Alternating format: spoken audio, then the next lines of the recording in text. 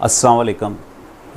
दोस्तों, मैं ये वीलॉग आप लोगों के लिए इस वक्त कर रहा हूँ और सबसे पहले तो आप ये करें कि मेरे चैनल को सब्सक्राइब करें प्लीज़।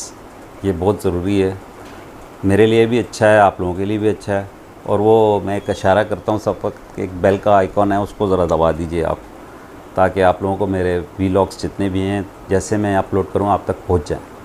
अच्छा, आज के दिन जो सबसे अहम डेवलपमेंट थी वो सफदर अवान साहिब, कप्तान साहिब, उनका एक कहानी चली सुबह सुबह। वो कहानी ऐसी है कि सफदर साहब के ऊपर केस होता है। वो एक जो उन्होंने हरकत की उसको बदतमीज़ी कहेंगे हम बेसिकली, कायद-ए-आज़म के मज़ार पे जो हुआ। उसके बाद एक सुबह के वक़्त एक स्टोरी चली कि उनको उनके रूम से उठाया गया, और जब उनको उनके रूम से उठा के लेके गए तो आपने उनके जो टिकर्स हैं वो देखे होंगे, उनकी वीडियोज़ आई हैं कि वो किस तरीके से चलते हुए आ रहे हैं। और फिर खड़े होके एक उन्होंने तकरीर की कि मेरा ये जो मैसेजेस हैं इसको भी आपने जो है इसको वायरल कर दें आप। और उसके बाद मरियम साहिबा का एक बयान आया कि दरवाज़े को तोड़ के अंदर आ गए। और उसके बाद प्रेस कॉन्फ्रेंस में जो मौलाना साहब बैठे हुए थे, मरियम ने कहा कि पुलिस वाले आए थे, मौलाना साहब बैठ के कह रहे हैं कि रेंजर्स वाले आए थे। इनकी कॉन्ट्राडिक्शन देखें कि करना क्या चाह रहे हैं। बेसिकली ये इसको कैश कराना चाह रहे हैं। एक सिंपल सा मामला था, एक आसान सा मामला था, और ये चाह रहे हैं कि किसी तरीके से वफाकी गवर्नमेंट के सर पे डालकर और एजेंसी को इस चीज़ों में घुसेड़ कर बदनाम किया जाए। अगर पुलिस वाले गए उधर, उन्होंने कहा कि नॉक किया दरवाज़ा, बकौल मरियम सफदर के दरवाज़े को उन्होंने खोला और उन्होंने देखा पुलिस वाले हैं, तो पुलिस वालों को बोला कि मैं अपने मियाँ को बुलाती हूँ, हस्बैंड वो कपड़े पहन कर आते हैं। और उसके बाद वो फिर दरवाज़ा तोड़कर अंदर चले गए। ऐसा कैसे हो सकता है जब आप बाहर आई हैं और आप बता रही हैं सब कुछ, और वो फिर दरवाज़ा तोड़ के अंदर चले गए। ये सब एक ड्रामा था। और इसके अंदर उसके बाद सबसे बड़ी डेवलपमेंट ये है कि आप ये देखें कि जब प्रेस कॉन्फ्रेंस हो रही है उसमें ना वज़ीर आला सिंध और ना ही बिलावल ज़रदारी बैठे हुए थे उस प्रोग्राम के अंदर। बाकी सब की सब क़यादत उस जगह पे बैठी हुई थी। तो ये बड़े शकूक इस चीज़ के हो गए। और बिलावल कह रहा है कि मुझे नहीं पता था, और वज़ीर आला कह रहा है कि मुझे भी नहीं पता था ये हुआ क्या। और मरियम सफदर कह रही हैं कवर अप करने के लिए कि उन्होंने मुझे बता दिया कि किस तरीके से क्या मामलात हुए। तो वज़ीर आला साहब जो कह रहे हैं कि हमें पता ही नहीं था कि हुआ क्या, ये बेसिकली हुआ क्या, मैं इसके ऊपर तहकीकात करके बताता हूँ। तो सबसे अहम चीज़ ये है कि ये बुज़दार साहब के ऊपर तनकीद करते हैं। कल के जलसे में भी तनकीद की कि बुज़दार को कैसा वज़ीर आला है जिसको कुछ पता ही नहीं कि क्या हो रहा है। और वज़ीर आज़म के ऊपर तनकीद करते हुए कहते हैं कि उन्हें सब चीज़ जो है टीवी से देख के, ख़बरों से मिलती है जो भी चीज़ होती है। तो ये फिर वज़ीर आला सिंध की नाअहली नहीं है, वज़ीर आला सिंध की गवर्नमेंट की नाअहली नहीं है।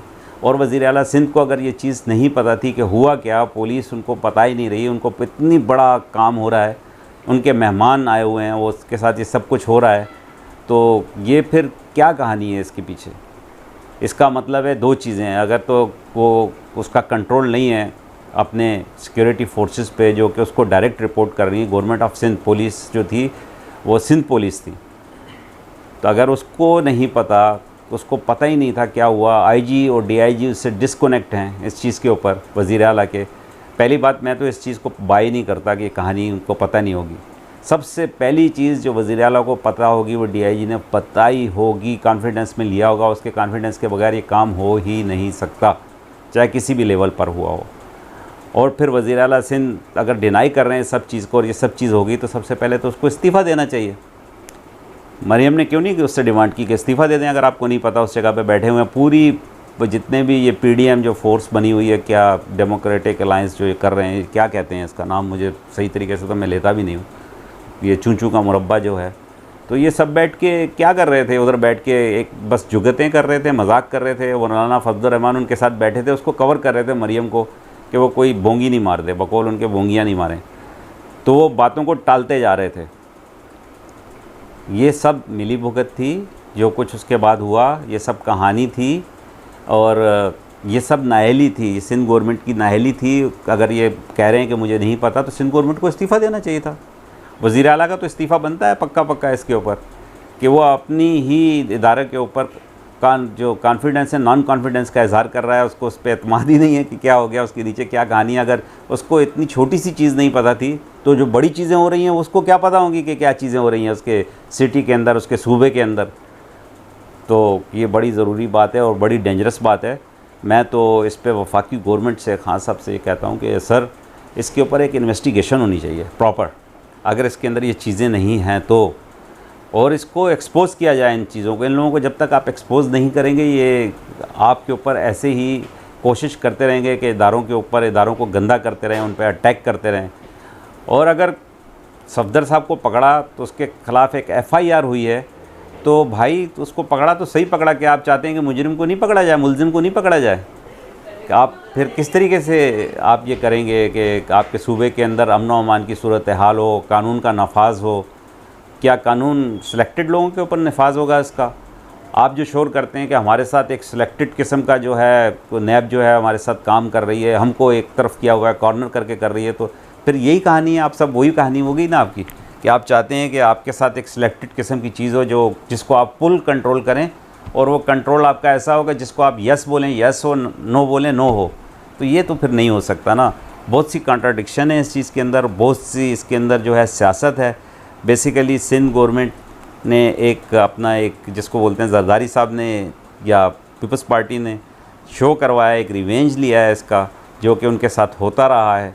और मरियम सफदर तो कल आके कह रही थी कि कराची को मेरे साथ बहुत है, बहुत शुक्रिया अदा कर रही थी, कराची वालों कर रही थी बार बार।